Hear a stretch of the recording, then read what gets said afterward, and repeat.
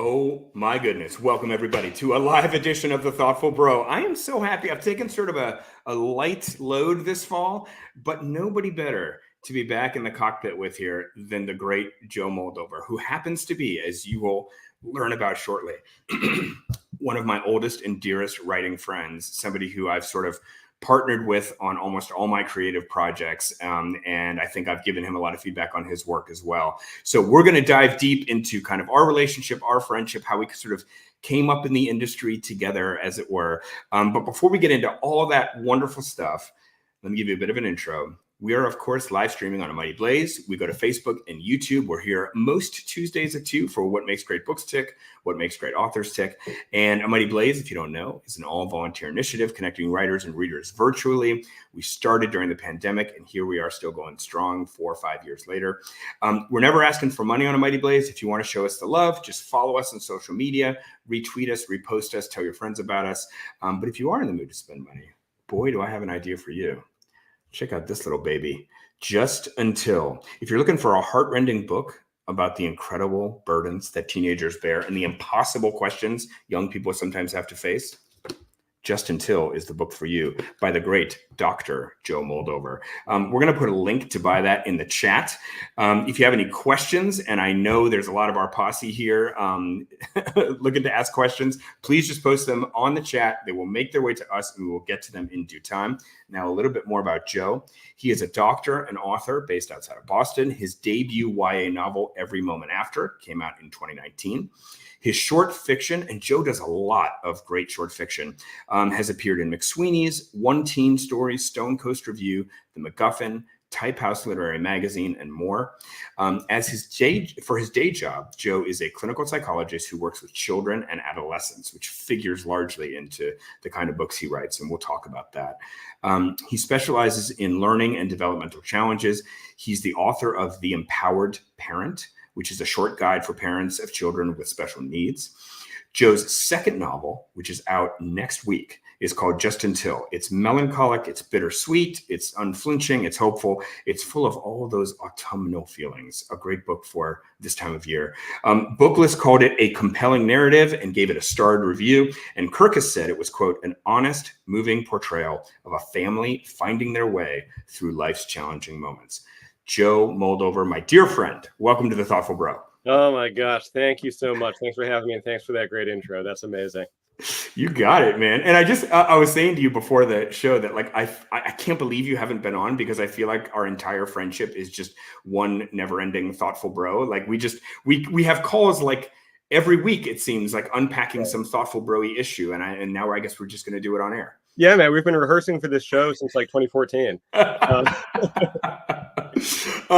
Well, look, it was a treat to read this book. A great story about Joe and I is that we've been friends for a long time, but we also happen to be in a great novel writing workshop, which is run by Jenna Blum here in Boston.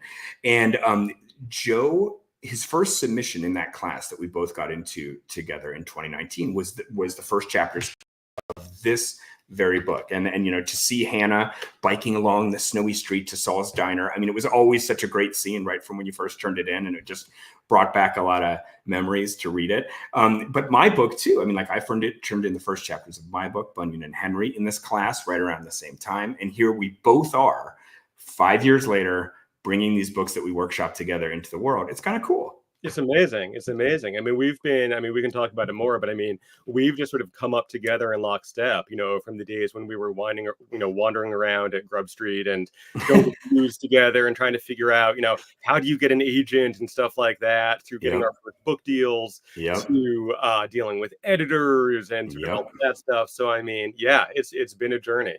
It has been such a journey. I mean, I feel like in some kind of small way, it's like we went into the service together and like went through boot camp together and went, and all that. All due respect to service people who went to real service. But I mean, we definitely have sort of been side by side through this whole odyssey. All right, folks. So for this interview. We're going to talk about Joe's book, and then we're going to get into some cool stuff about the publishing industry and sort of like the stuff that Joe and I have learned along the way, which I think is like really interesting, because one of the big topics for Joe and I isn't just creative work. It's also kind of how to navigate this crazy industry, non-industry of publishing. So we're going to get into some of that in the later part of the interview. But to start, Joe, why don't you just tell us what Just Until is about? Yeah, so Justin Till, hold up my copy here, and by the way, like, shout out to the cover artist on this book. This was original art that was done for this by an Australian artist named Guy Shield, who is this amazing artist. I was so excited when they hooked me up with him, and I saw his portfolio, and I love the work he did for the cover. I'm super excited about it. So I want to give him some love. He's amazing. So Justin Till. So Justin Till is told in the voice of a young woman named Hannah Lynn, who is 17 as the story begins. She lives outside of Portland, Maine, in a fictional town along the Maine coast. And Hannah's one and only goal is to get out of town. Get out of Maine. She wants to go to Boston. She wants to go to Tufts University, which was the school that her mom went to. And Hannah is someone who is sort of living in the ruins of a broken family. Her mom died when she was very young, and she can barely remember her. She lives with her dad, who is this like larger than life figure. He's an ex-Red Sox player. He's a local legend, but he's kind of this sort of, hulking ruin of a guy who's not really able to do the day-to-day. And then she has an older sister, Pauline, who's out in the world, older than her, and has had a lot of problems with drugs and alcohol. So Hannah is sort of taking care of herself. She's always taken care of herself. She's never wanted to be responsible for anybody else. And she's now on the cusp of getting out of high school, getting out of town, and getting out of Maine. And that is when fate intervenes. And the state of Maine takes Pauline's children from her. Pauline has 2 sons, and the state intervenes. The Department of Child and Families intervenes and takes her sons because she's neglecting them. And in order to keep them from going into the child welfare system and the foster care system, Hannah and her dad take them into their home to take care of them short term, just until Pauline is back up on her feet, and then Hannah can move on with her life. And of course, things don't play out exactly that way. And that is the arc of the book, of Hannah becoming responsible for other people, becoming responsible for her nephews, finding herself in this role of being a parent, and dealing with this tension between her hopes, her dreams, her aspirations for herself, and her responsibilities to her family. Yeah, I mean, I think the book really has at its heart what all great fiction has. It's certainly great book club fiction, books that people like to talk about. It's got an impossible choice. It's got a choice. It's got the exact kind of choice that it's like people get together after reading this book and they're like, what would you have done? What choice? I mean, it's just a perfect dilemma that you set up, the choice of her wanting to move kind of on with her life and become somebody, and the responsibilities that are like burdened upon her. Now, Joe, you've written 2 novels. You've written a lot of short fiction, as I said, but the novels have something in common. And I dare I say it's a kind of Moldover type setup, which is that there is an enormous kind of almost crushing set of difficulties put onto a young person. And so in your first book, Every Moment After, that was about the aftermath of an elementary school shooting. And then, we flash forward to when they're a little bit older, they're graduating from high school, and sort of like how they have coped with and processed, probably what is the most horrific kind of tragedy that one can imagine. And then here we have other kinds of problems. We have the death of parents. We have becoming a caretaker as a teenager, substance abuse, mental illness, learning difficulties, and more.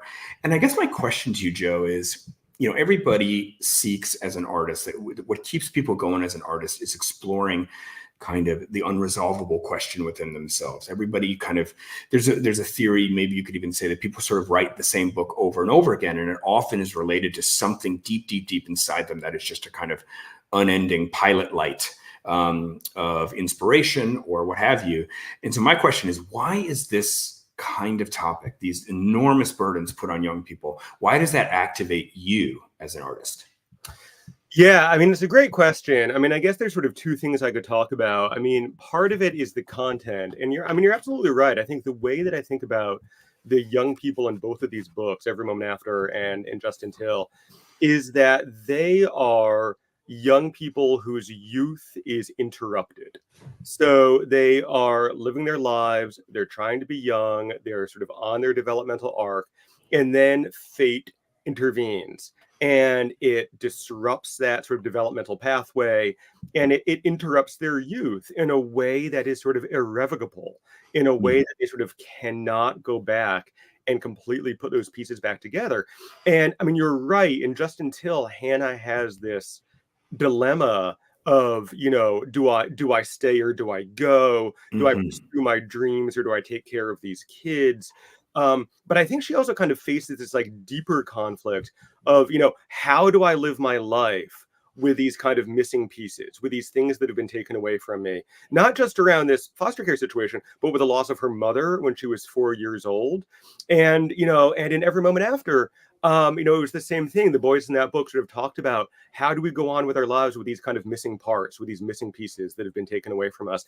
And that idea is just something that resonates with me very, very deeply. And I think part of that is probably the work that I do as a child psychologist. So I work with kids all the time who have developmental disabilities, learning needs, psychological trauma, psychiatric disorders, things that in some way, traumatic brain injury, things that in some way are robbing them of youth. And I just sort of never stop being moved by that struggle. You know, I think it's also something that resonates with me. I mean, without sort of like going deep into my own autobiography, it's definitely something that sort of resonates with my own childhood and my own upbringing. So, yeah, I mean, it's a theme that sort of hits me hard. And then the other side of the coin is the voice. So, I mean, both of these books are written in first person, the first person 17, 18-year-old voices. And there is just something about that voice that for me is liberating. That it frees me from all of like the hang-ups and the self-consciousness and the stiffness that I have as this like middle-aged, middle-class suburban. It's just like I am what I am, but like doing it's almost like I'm stepping into character for like a stage role, and it just frees me and allows me to be emotionally authentic and expressive in a way that I wouldn't be able to be just, you know, talking one-on-one with somebody. You know, Joe, I've never brought this up to you in all our years of having conversations about your writing and finding your YA voice. But is it possible that because in your job, you have to have such emotional control, you have to keep such a straight face? And I know that in your work, you talk to children who are going through extraordinarily difficult things, families who are going through some of the most difficult times in their lives, and you just have to sit there and hold it together.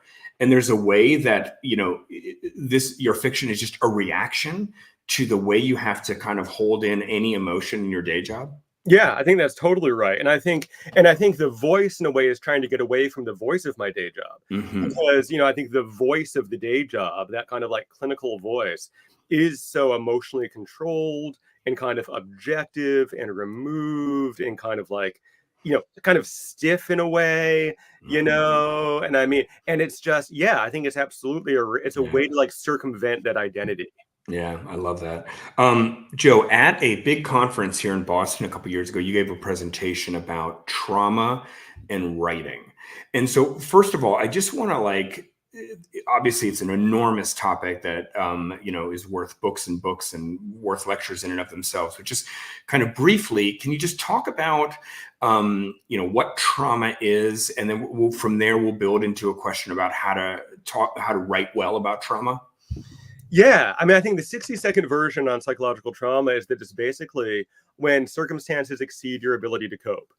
So it's when something happens that is so overwhelming that it exceeds your ability, your resources for coping with the situation. So if you think about people who are routinely encountering trauma, soldiers, police officers, paramedics, firefighters, people like that, their training is largely around helping them to cope with those situations, increasing their threshold for coping with those situations. But for any of us, we have a threshold that can be exceeded. Yeah. And so once you are overwhelmed, once your resources for coping are exceeded, then you begin to have a traumatic response. Okay. And then the question is, what are the long-term effects of that trauma? There's the immediate traumatic response, the acute traumatic response, which we're sort of familiar with. It's sort of a state of shock. But what is sort of long-term psychological trauma? What does that look like?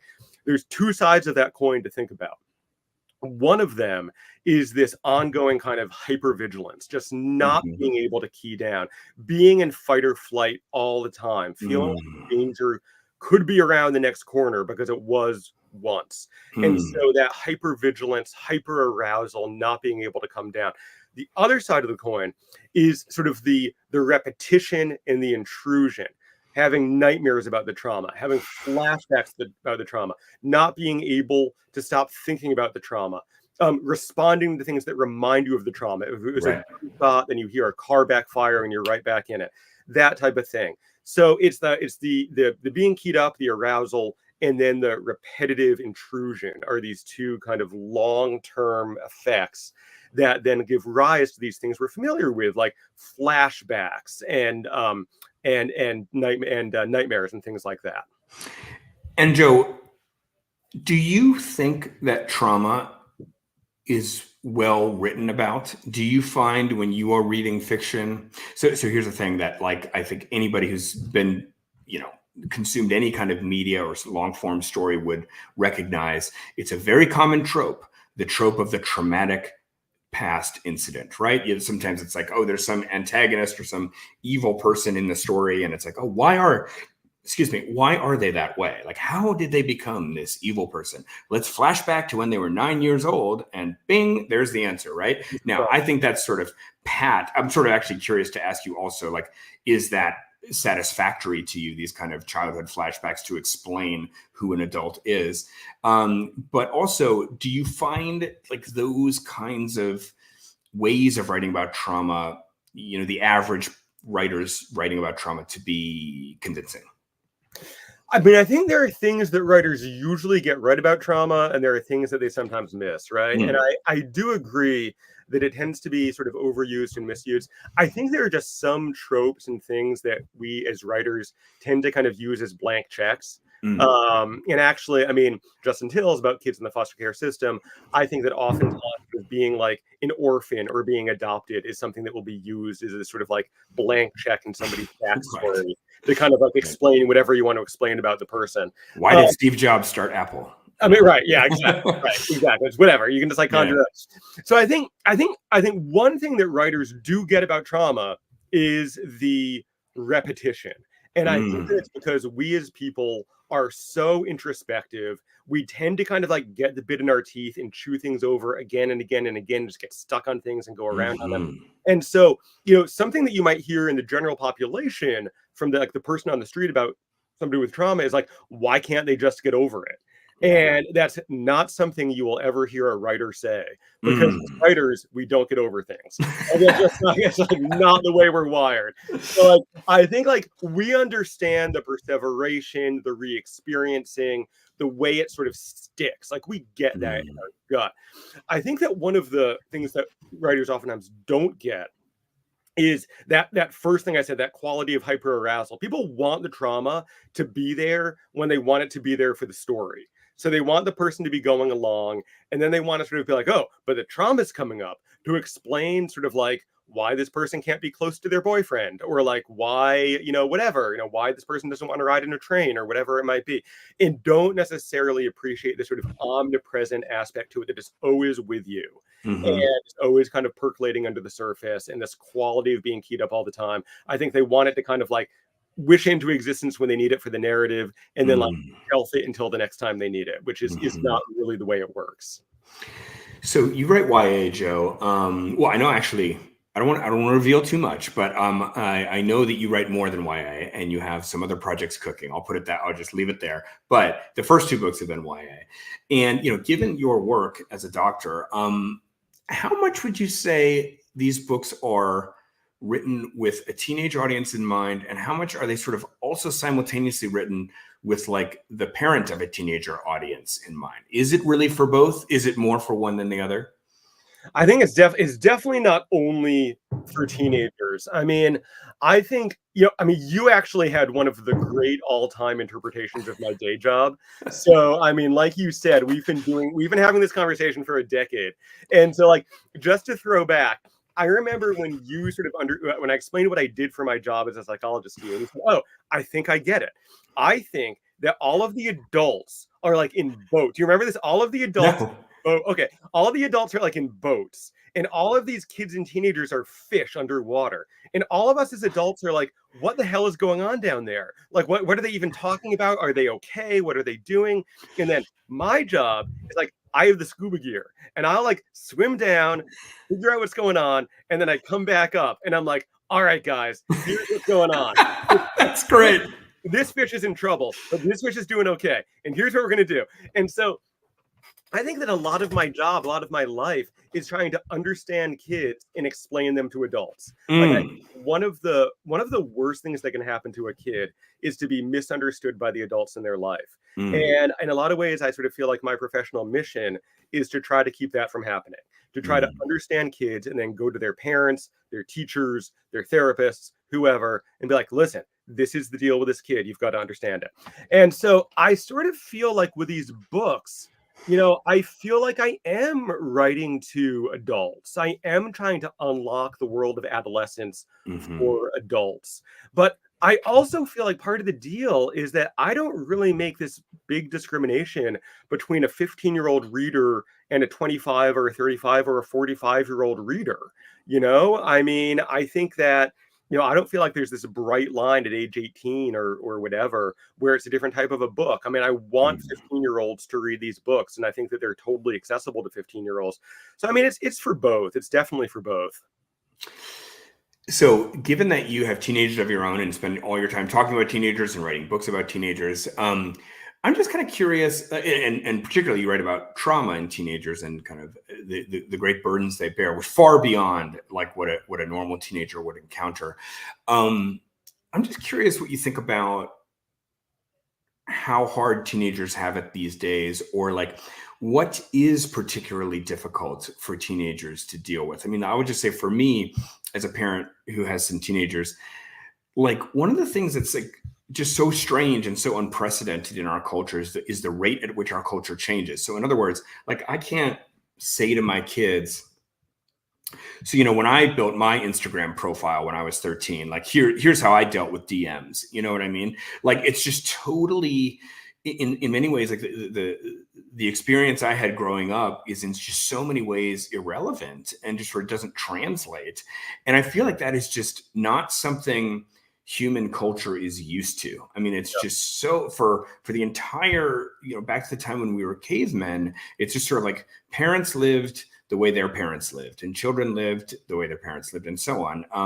But that's just not like that. So anyway, that's just one thing I see, but I'm just kind of curious for any observation you have about like, is it a good time to be a teenager? Because there's sort of like a lot of good things these days that we didn't have before, but is it also a kind of bad time? Which is it? I think it's a really tough time to be a teenager. I would not want to be a teenager today. I think it's a very tough. I think there are some exceptions to that, but I think a couple of things. I think first of all, what you said about the rate of technological change, I think is so true. And Margaret Mead, the anthropologist, had a whole theory about that, which was basically that for most cultures at most times, the speed of change is so slow that what your parents and your grandparents know is of huge value to you. Like your grandparents can tell you exactly how to like grow wheat, or like whether the people living on the other side of the hill are friendly, or what happened the last time there was this drought, or like whatever it might be. Yeah. So and so as a result, people like value their elders, like the elders were revered. But what she said was that when there's rapid technological change, it inverts that relationship. Right. And all of a sudden, as you're saying with Instagram, what the elders, which we kind of are getting to be, know becomes less relevant. And it's the kids who are the ones who are knowledgeable. And it's like completely true. I mean, like I needed to do something with my phone the other day, and I went to my 15-year-old to do it. Like seriously, I was like, I don't know how to do this, and she was like, oh, you just do this, this, this, and this. I was like, oh, great, thank you. And so it totally inverts that relationship. And right. Like what would it be like if 100,000 years ago, sort of we were like in our igloos, and we were like going to our kids. We're like, can you teach me how to ice fish? Like, Right? I don't know what to eat for dinner. I mean, It it would would be be, crazy. yeah, It would be crazy. So I mean, yeah, and I mean, and so you can understand why you would like revere people who are elder mm, because like they have like the life or death answers about how you like catch fish without falling in. right, Um, so anyway, I think part of what it makes it so hard for teenagers today is first of all, for the reasons we're saying, we don't have the answers. Like I don't have the answers. I can't tell my kids. I mean, I think I have some basic truths about human nature and human mm, communication and emotion, but like in a concrete way, my 18-year-old is filing college applications right now. It is completely different from when we filed college applications. Just the technology of it is different. mhm, And so my ability to tell him like what to do winds up being limited. So kids don't have the same guides because of the rate of change. And the other thing is that the technology is just absolute like gasoline on basic teenage behavior. I mean, teenagers have always gossiped, have always talked smack about each other, have always, whatever, talked behind people's back.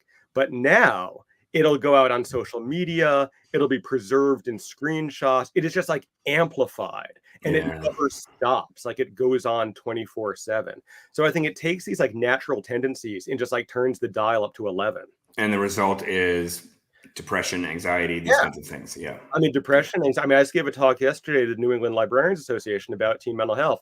And I mean, the suicide rate is up remarkably, including Mm, among like young kids, like kids 10, man. 11, 12 years old. I mean, Yep. it's really heartbreaking. All right, let's pivot into one of the central ideas of the book, and it's really a beautiful idea. This idea that whether people can be saved.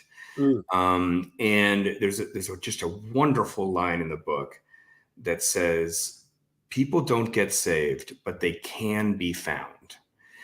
And I thought I just got the chills. They're saying that line. I mean, the line is so great because I have just often felt in my life, and especially as I get older, that like I don't know how much people can be saved.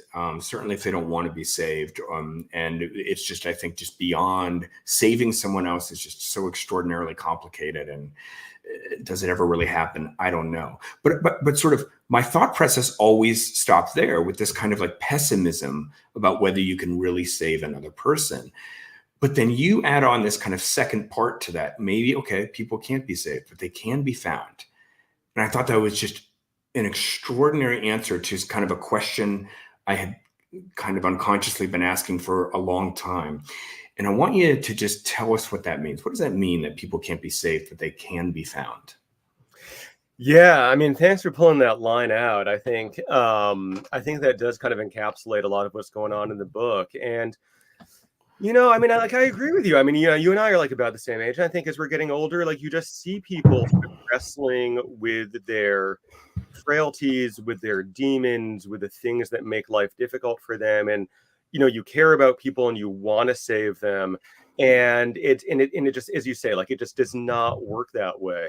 I think it's also part of sort of the savior fantasy of the foster care system and the adoption system Yeah. that where I'm like that I as a generic adult am going to sort of like save these kids. I'm going to sort of like scoop them out of their circumstances or Mm, their trauma or their home, and like I'm going mhm, to be a hero, I'm going to be a savior, and I'm going to save them. And again, I mean it's not that it is deeply meaningful to take a child as a foster child or an adoptive child, and it does like a mhm. tremendous amount of good. But I think that framing it as saving, I think is not, it's not right and it's not realistic. And so, I mean, so what do I mean when I say that people can be found? I mean, I think that, in the book, I mean, Hannah feels deeply lost and alone. I mean, Mm, the way that I would characterize her when we meet her at age 17 is that she is very, very lonely. And, frankly, when I think back to being 17, like that's probably the first word that would come to mind for myself in terms of mhm, how I felt. And I think that when she comes to feel found, what I mean is that she has come to make connections with other people and that she feels seen. She feels mhm, like the few people in her life that she has opened herself up to in a way that she's allowed herself to be seen in her sort of vulnerability and her struggle. And Mm. I hope that what people feel at the end of the book is that that is redemptive in some way. Mm-hmm. So that's sort of my idea of sort of like what it means to be found.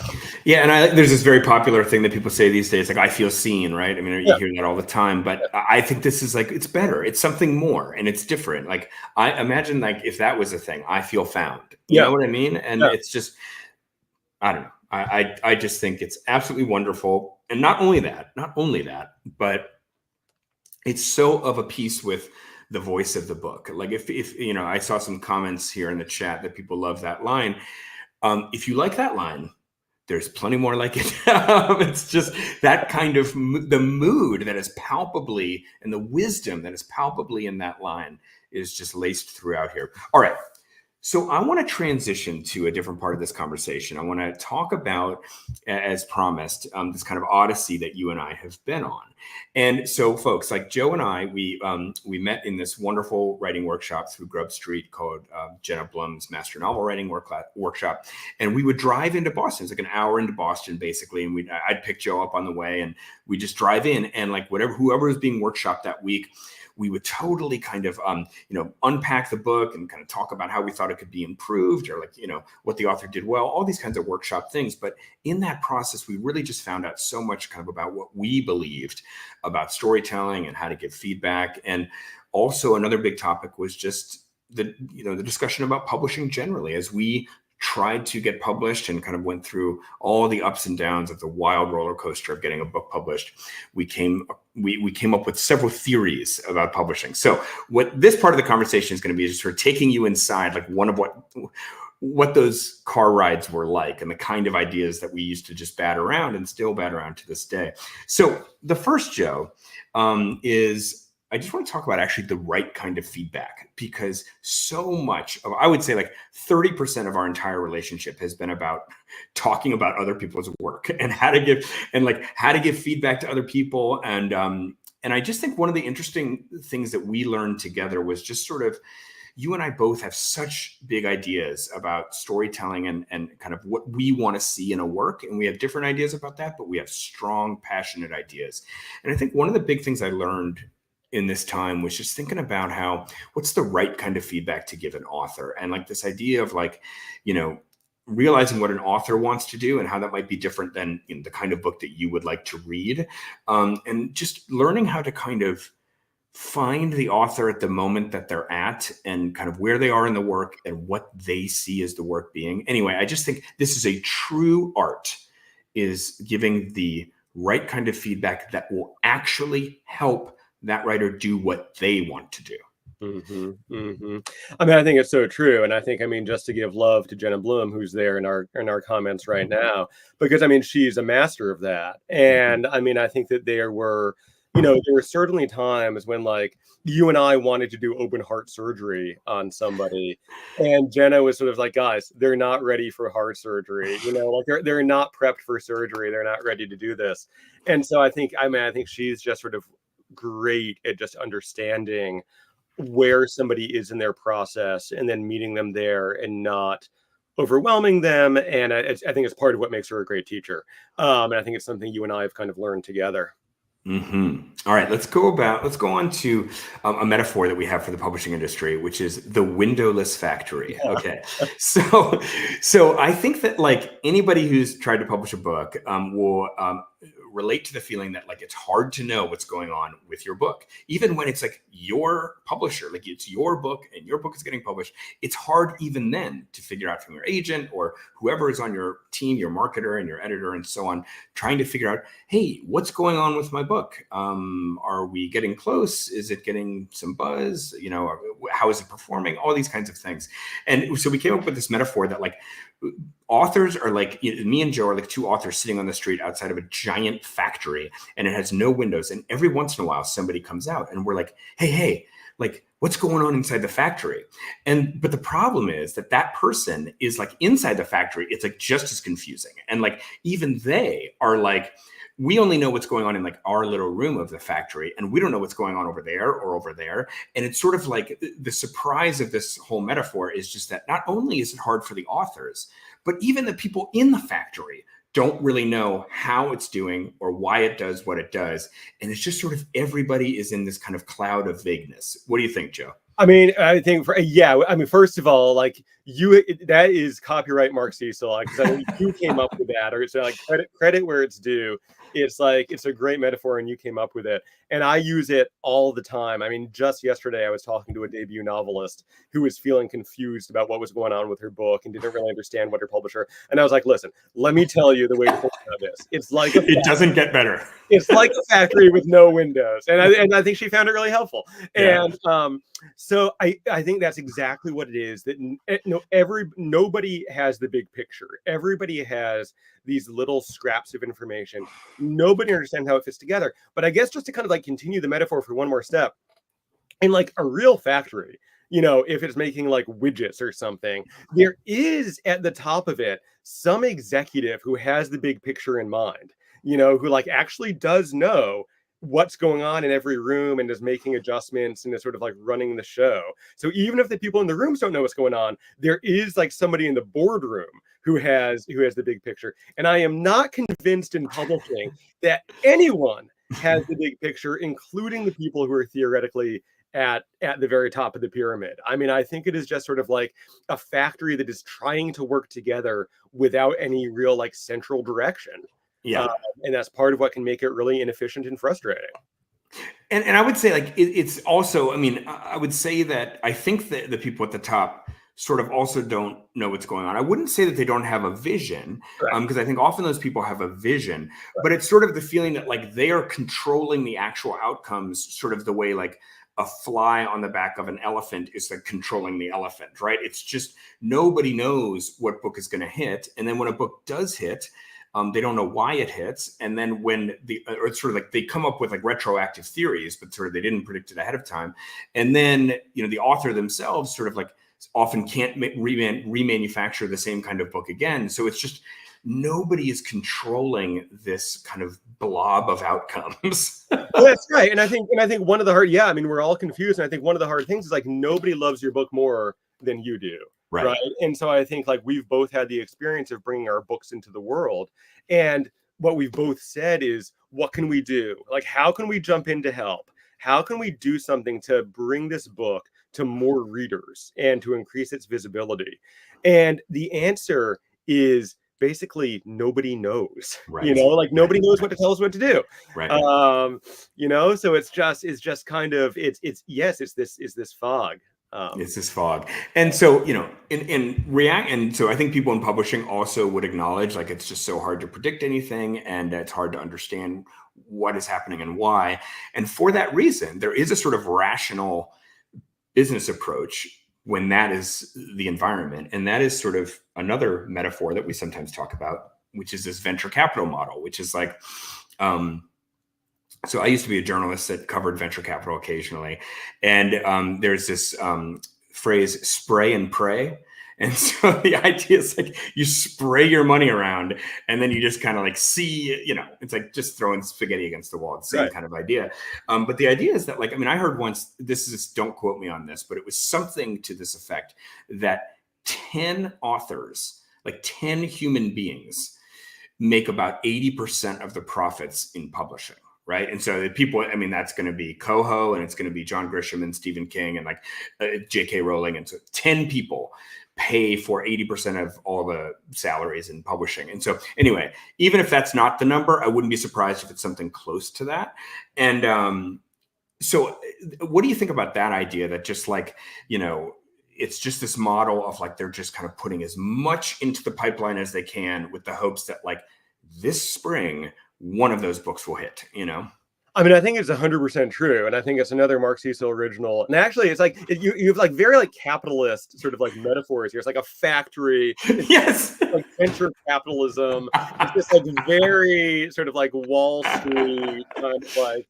The fishing, remember the fishing psychology one? That was sort of bucolic. I guess that was more bucolic. I guess. But I think it's totally true. And I think honestly it explains like so much. I mean, having been through once with one book Mm, and trying to understand, well, why did that publisher behave that way, or why were these decisions made? Once you kind of put that frame on it, or that lens on, mm, like, oh, it just kind of like snaps into focus. And I think there's this sense in which it's kind of like liberating for us as authors, because I think that, for us, this stuff is so deeply personal and so emotional, and we invest so much in it. And I think it's easy to kind of say, oh my God, the editor sort of like loves me, the publisher loves me, I have this devotion, sort of all of these things.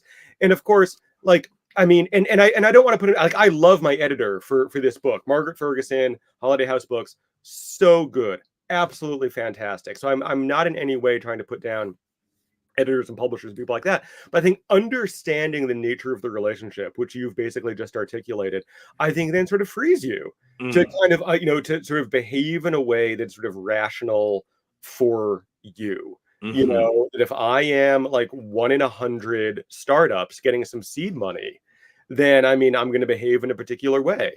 And And what is that way? More well, like, is I it more mean, taking? yeah, I mean, I'm going to take personal responsibility for my book. Okay. Nobody else is going to advance my book. I'm going to take personal responsibility for my book, and and frankly, I'm going to do everything I can to develop this relationship with this publisher. But this is not necessarily like a marriage.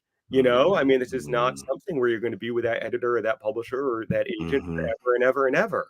This Yep. is something which is pragmatic. All right. One more kind of common topic that you and I have talked about publishing. And it's the way that publishers and the publishing industry generally is very bad at giving bad news. Mm, Okay. So now Joe and I both, Joe runs his own business as a doctor. He has his own practice. I ran a division of a large company previously. Both Joe and I had the experience of getting bad news from clients and giving bad news to, say, clients or employees or colleagues and so on. And in fact, it not only was finding a way to give a bad news to somebody like a requirement, but it was sort of a skill set, and it was like a valuable skill set because sort of needless to say, the only way to grow and change is to kind of understand what is going wrong if there's something going wrong. So in publishing, this really doesn't happen. And I think like one of the reasons why it doesn't happen is that there's just no goals. So like, first of all, it's like very hard to define what is success. I mean, like your publisher doesn't come to you and say like, hey, we paid you X amount for your book. So that means you got to sell Y amount of copies for us to make our money back. So get to it, young man. Like that's your job. Like go out and help us sell Y amount of copies, right? And that will be what success is, right? It's just so much more squishy than that. I mean, most authors don't even know, what their print run is. A lot of them don't know how many books they've sold. And just generally speaking, like if there's some bad news, like your book isn't performing well, or you're not going to get a paperback or something, like these are the kinds of things that are just, it's very squishy, and your editor just might ghost you, or your agent might not want to quite come around to it. So anyway, I just wanted to put that back to you, Joe, and just say like, how do you feel about that? Do you feel that same way, that publishing is just very bad at giving bad news to people, and should they be better at it? They're terrible at it. And I mean, it makes our lives as authors that much harder, because I mean, it's tough enough to deal with the vagaries of publishing and the inevitable sort of heartbreaks, but Mm-hmm. then sort of having to kind of like work to run down that information and sort of not getting it delivered to you straight, it just makes it so much worse and so much harder. I Yep. mean, I don't know how you feel about it. I mean, I know you've had to like fire people, you've had to sort of give bad news in sort of corporate settings. I mean, I think the hardest thing about giving bad news is the empathy, is the Mm. fact that like I empathize with the person, and I kind of like I feel that pain, you Yes. know? And I mean, I'll never forget the first time I had to give parents some really bad news about their kid. And we were having this conversation, and I was sort of like coming up on what I had to tell them. And like I thought I was going to just like throw up. I Mm. felt like so sad and so upset and so anxious, and it's really emotionally wrenching, and it's gotten, I've been doing this job for over 20 years. It's gotten a little bit easier, but it's still very hard. Yeah. And I mean, there are times when I give people news that makes them cry, and it's like it's very hard not to cry myself, you Yeah. know. And I think that most people in publishing are kind of cut from the same cloth. I mean, most people in the book world are empathic people, Hmm. that people have warm hearts, and I think that it just hurts. It just hurts to give Yeah. bad news. Yeah. And I think that, acknowledging that and learning to face that and push through it would make all of our lives a lot easier. Yeah. And we have a totally point taken comment in the Yeah. chat here from Renee that says business people are also could improve in giving bad news. Yeah. Totally true. Totally true. But the only point I was trying to make is that business people it's expected that these kinds of conversations happen. And Joe and I just both feel a kind of absence of that. And look, I'm not a glutton for punishment. I'm not looking for my editor to call me up every time there's some disappointing thing about my book. But Joe, let me just ask you this one succinct question before we move on. Why would it be good if the publishing industry was like a lot better about sharing bad news? So we could just like move on, man. I mean, like it is just so inefficient to Yeah. not have that news. I mean, I'll give you a concrete example with my first book.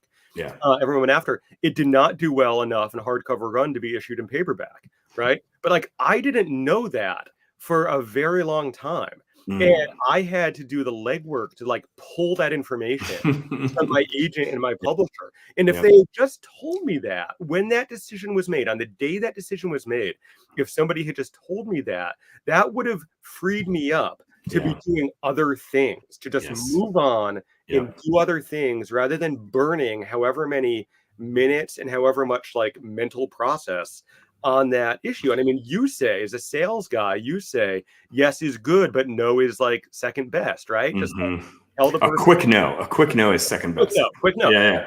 so that you can move on. And if Yeah. you just tell people, it would just be so much more efficient. Yeah. Yeah. Okay. One more question from me, and then we'll go to some audience questions here. You on A Mighty Blaze, you were instrumental in the building up of A Mighty Blaze in the early days.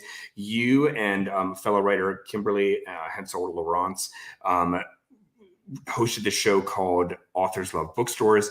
You were supporting indie bookstores when the world was falling apart during COVID. You were bringing them on air, and the concept of the show was you would take an author and their favorite local indie bookstore from some new state every week, and then kind of talk about why they love the bookstore. And you talk to the bookstore owner about kind of what they're up to. I mean, you've had some amazing people like Judy Bloom, Tom Perrotta, Ann Patchett. I guess my question to you is, number one, any favorites? Like, what was your any favorite guests you had on that show? I mean, it's 150 episodes, by the way, and you can find them on YouTube. But also, there's a question you asked at the end that I want to dig into for a second. But first, let me just ask you that question about any favorite episodes. I mean, it was a blast having Judy Bloom because people are so attached to her and people have these like almost like primal connections to her from it meant so much to Kimberly that it was like that just like brought me tremendous joy. We also had this author named Mikhail Gillet who published his memoir. Yes. And Mikhail Gillet is the front man for a band called the Airborne Toxic Event, which I love. And I've seen them many times live over the years. I've taken my kids to see them. And when I saw that he had a memoir, I was like, oh, so he's an author. That gives me an idea. And I was able to get in touch with him, and he came on the show.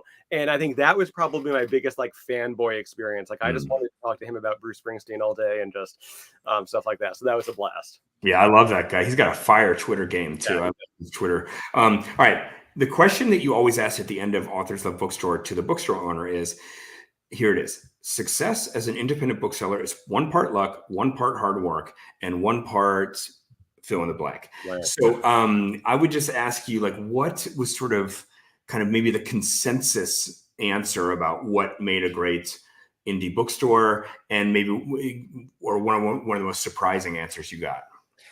Yeah, I mean, that question was Kimberly's sort of like genius idea. So, I mean, she had sort of come up with that as this way to kind of have consistency across the shows, which was such a great idea on her part. I mean, I think the thing that came through to me over the course of doing like 155 episodes of that show was just how incredibly difficult it is to run an independent bookstore. I mean, not like COVID aside, I mean, forget about the COVID pandemic.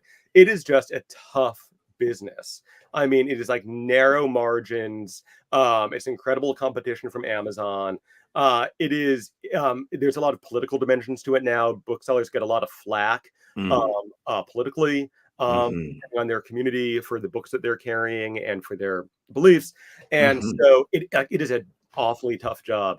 And I think that the thing that pretty consistently came through in the answers to those questions was how much they needed other people. I mean, how much they leaned on each other, how much they leaned on their regular customers, how much they leaned on their communities. I mean, like the one like top shelf answer would probably be like community. You know, it is so hard. And I guess like the message of the show is, if you love these places as I do, as you do, you've got to go support them. And that means like buying books there rather than from Amazon. But it also means just like showing up for events, you know, and like just like hanging out and talking to the booksellers and just, you know, like making them vibrant places.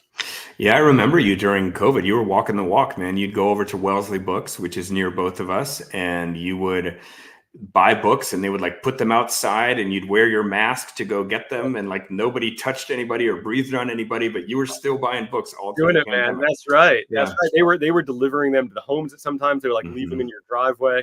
I mean, yeah. All right, let's take a couple questions from the audience. We have a question from Chuck. Joe, what message do you hope YA readers will take home after reading your book? Oh man, Chuck, thank you for being here, man. It's great to see you. We all love Chuck Arabedian, and yeah, you know, it was funny. I was talking to this librarian yesterday at this talk I gave, and she said that even though the book's not out until next Tuesday, they had been sort of publicizing it and sort of putting it out in their coming soon stuff and stuff like that. And there was a teenager who came up to her about this book and said, "I can't believe that somebody is writing a book about people like me, about kids like me." And I think that she was somebody who had been in the foster care system. And so, I mean, I hope that, you know, like YA readers will just, you know, to go back to what I was saying earlier, will sort of feel seen by books like this, will feel represented, will feel like I am depicting some of what they're going through, hopefully without sort of exaggeration or whatever, but with total acknowledgement of how incredibly hard some of these situations and issues are. And I think there are moments in the book that are really, really tough. And I hope they feel seen and acknowledged.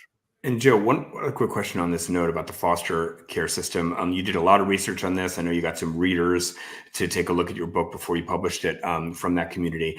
But you're doing something really cool at your launch next week. Can you just tell us quickly what that is? Oh yeah, thanks for mentioning that. Yeah, so I mean, the research that I did on the foster care system with this book was deeply moving, and I mean that could be a whole separate show, but it made me want to find some way to sort of contribute to the situation in the real world through this book and the launch of this book. So there is a great nonprofit in Massachusetts called the Rise Above Foundation. They're based in Worcester, and they do work to support kids in the foster care system in Massachusetts. And we're going to be supporting them through the launch. We're going to be getting donations as part of the launch. People will have the opportunity to get a couple of different prize baskets for their donations. We'll have a drawing at the end of the night. A nearby restaurant is going to be doing a signature cocktail with donations from it going to Rise Above. So so the link is in the notes. But we are supporting them and the work that they do. Awesome. Yeah, and that launch is at Wellesley Books next week. It's still tickets available? Wellesley Books, tickets available October 29th, 7 p.m. We're going to have food. We're going to have drinks. We're going to have giveaways. It's going to be great. Awesome. All right. One last question from the audience. This is from Renee. Thank you. What's the best way to get a young adult in their 20s, as she defines a young adult, to spend time with me without constantly texting on their phone? I imagine this is a relative, perhaps a child. I mean, like smash the phone, or like, or just like give in and text them instead of talking to them. But no, I think Yeah, I mean, I think it's really hard. I mean, my kids do the same thing, and I mean, I think you're there on. Yeah, I mean, and I think honestly, um, uh, I think one thing, and this sort of goes back to what Mark and I were talking about earlier, is that for people who are like my age or Mark's age, this stuff is sort of like relatively new, right? Like when we were in our teens and 20s, people were not going around like with their faces in their phones or with their earbuds in or whatever. And if this person is in their 20s, then things have just like always been this way. This is the complete norm. And I think that oftentimes people in their 20s don't understand how this lands with us or how this makes us feel. So I mean, sometimes I might say to my kids, like, listen, I know you need to text, or I know you're listening to something in your earbuds, but I have to tell you, it like makes me feel fill in the blank. Again, it's like super frustrating when I'm trying to tell you something and you keep on texting, or like it hurts my Mhm. feelings when I'm telling Mhm. you about like what a crappy day I had, and you're like on Instagram or whatever. Mhm. And I think sometimes if you just sort of express to somebody how that is making you feel and what is that Mm. doing to the conversation, they just like kids of a certain age just legitimately do not understand that because they've never had that kind of pre-technology experience. Right. My goodness. Dr. Joe Moldover dropping wisdom for everybody for their everyday lives. All right. We're gonna wrap here. I'm gonna ask Joe the question I love to ask every author that comes on the show. So, Joe, imagine the ideal reader for Justin Till. They've read the whole book. They get to the end of the book. They read that wonderful last line, and they close it. They look out the window, and tell us in a phrase or even a single word, what is this reader feeling? Camaraderie. I want them Mm, to feel like a sense of camaraderie. Like I want them to feel a sense that life is hard, families are hard, relationships are hard, but there are people out there who are going through the same thing and who understand them. oh, that's beautiful. That's beautiful. Ah, yes. I did feel camaraderie. I feel like I went on a journey with these people. That's I have cool. hope. I have hope for them. I'm not That's trying to cool, man. steal camaraderie, but like I felt like, you know what? We're gonna do this. We're gonna make it. That's what I want. That's what I want to land.